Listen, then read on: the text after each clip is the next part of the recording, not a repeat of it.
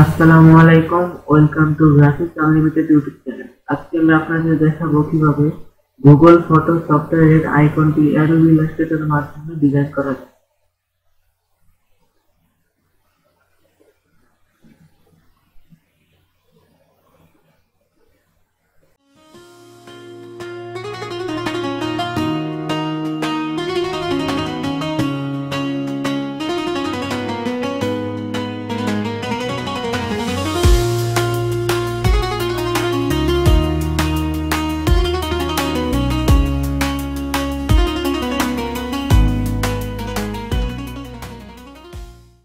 তার জন্য প্রথমে অ্যাডোবি ইলাস্ট্রেটর সফটওয়্যার ওপেন করে নিউ ডকুমেন্ট ক্রিয়েট করে নেব।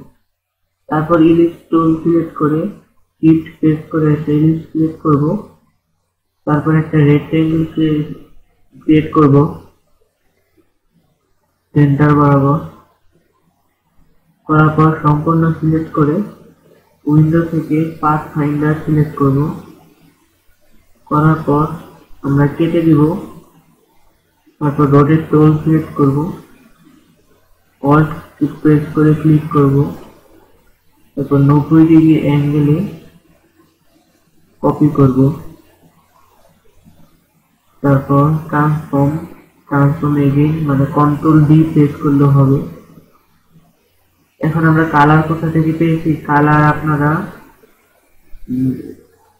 গুগল থেকে একটা লোগো ডাউনলোড করে পেতে পারেন।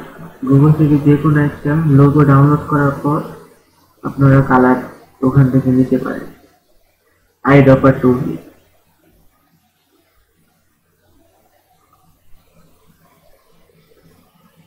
এই আমাদের লোগো কমপ্লিট।